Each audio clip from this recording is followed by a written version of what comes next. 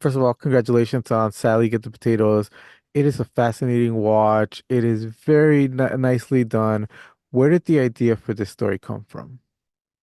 So I was actually teaching a film class and I taught for many years at a great studio called Applause New York. And I was trying to inspire my students that as long as they knew what they wanted to say, what they wanted to communicate to the world, that they could find any way in. It could be like a prop or a location or even a funny line of dialogue.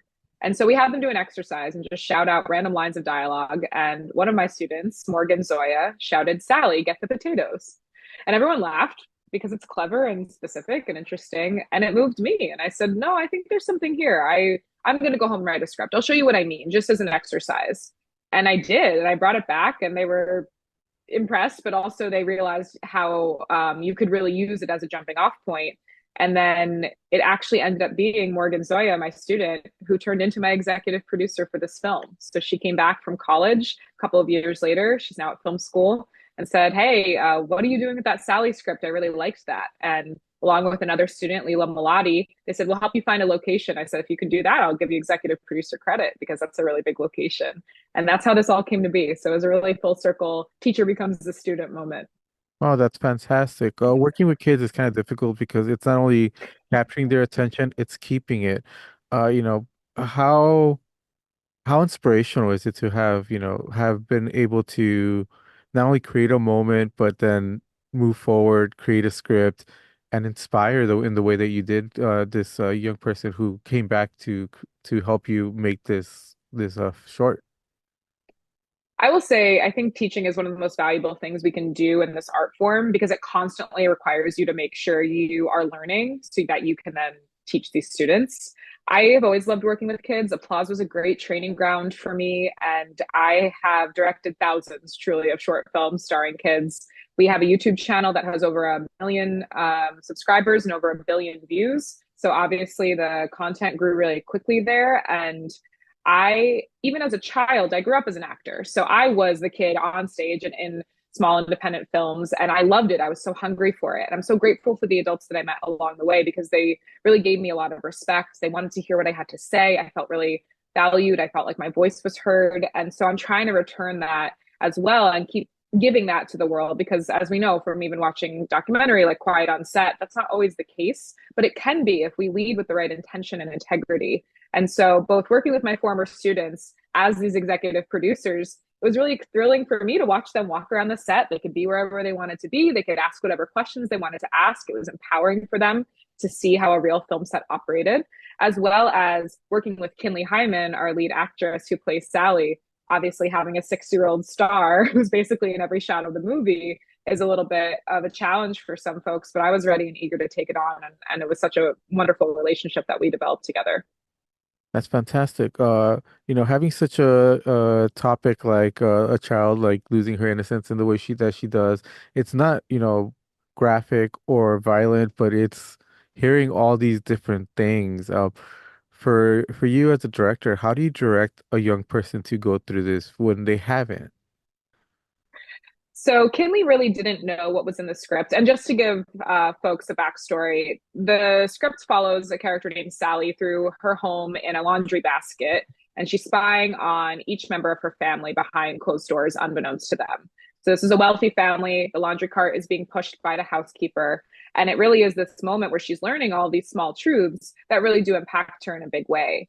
And I think at the end of the day, what we wanted to explore was those little moments. It was important to me that nothing was so traumatic or jarring that the audience felt uncomfortable, but more reflective of their own experiences. Because one universal truth we all share is growing up. We all, if we are an adult standing in this world, I'm pretty sure we once were a child, unless there's any robot adults out there. And so this is something that we share. We learned what was really going on in our families. We learned the truth behind how hard the world can be. And it was important that we find the balance and nuance between that. And when it came to Kinley's performance, she wasn't aware of what was in the script. And we were able to direct her in the laundry basket, really separated from the rest of the action. It was a really fun way to get creative with how we shot this. All the times that the basket is in the room, when you're seeing the other characters, she wasn't actually in there. You see there's clothes on top, but we shot her separately. And it was really just me talking through reactions with her And she's such a natural performer. She gives such a natural sense of herself. She's so secure as a 7-year old that she can really emote and feel things just from a prompt like, can you look up and be kind of curious about what you're hearing? And she would give just the very subtle look on her face, and we're so tight with her that it was just enough that we could talk her through those reactions and then be able to then pipe them through the edit and get the right flow going with the scene of when we're with the characters versus when we're with her.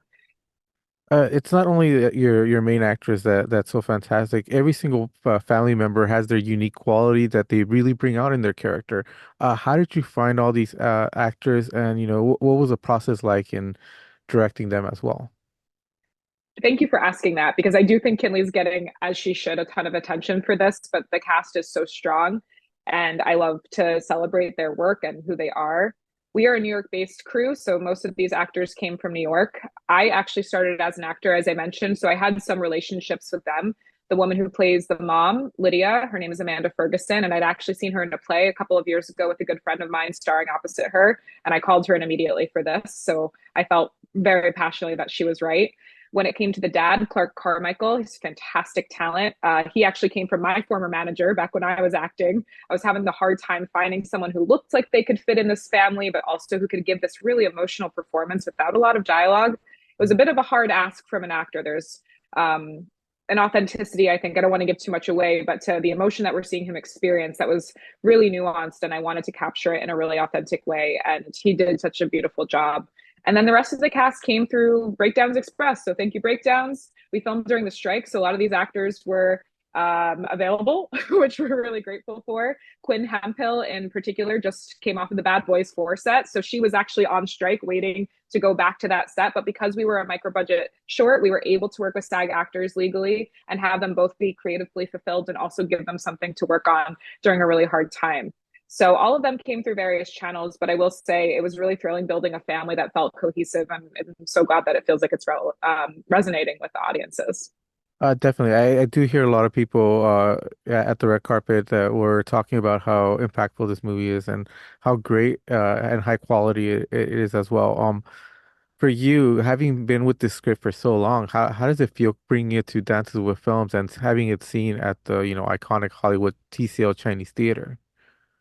Yeah, I mean, I have had a few moments this week where I've really had to take stock in all of what's happening because when you're sitting in the edit for months on end, wondering if what you're doing is working, it is not a great feeling sometimes. And this was really important to me that I get the edit right. And it took longer than I expected, but I wanted to take time to shape it and make sure that I could stand behind every shot in the movie.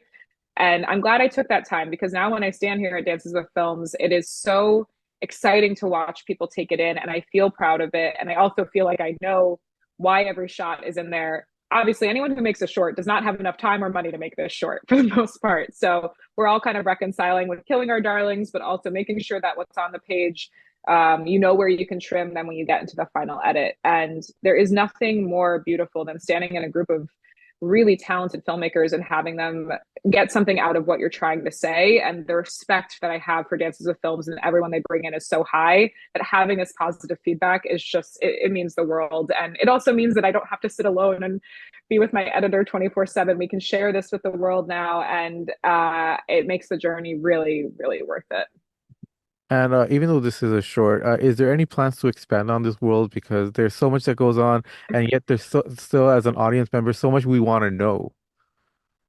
I would like to expand on it. When I originally developed it, I really did just think of it as a short, this moment in time that we're seeing. And it was Ava DuVernay who said, make your first film that you do in one location with one set of characters who wear one costume. And I really was inspired by that.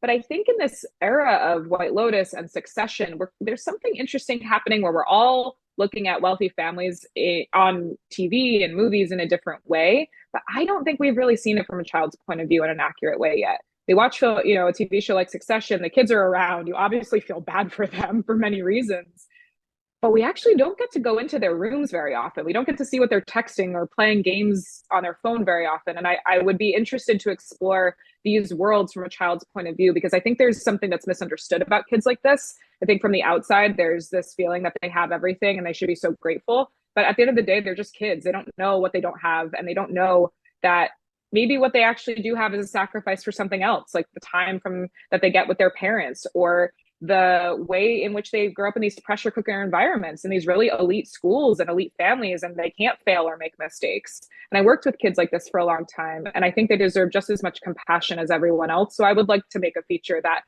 really explores that in a deeper way. Awesome. Well, congratulations on this short. It is fantastic. I'm happy to see it do so well at Dances with Films, and I hope to get to see a larger universe in this setting. Thank you so much. And yes, if everyone wants to follow at Sally Get the Potatoes Film, we do have some awesome festivals coming up. We'll try to hit as many parts of the country as possible with this. And we really thank you so much for your support and your kind words. It, like I said, means the world to be able to share it and hear that it resonates. So really appreciate your time.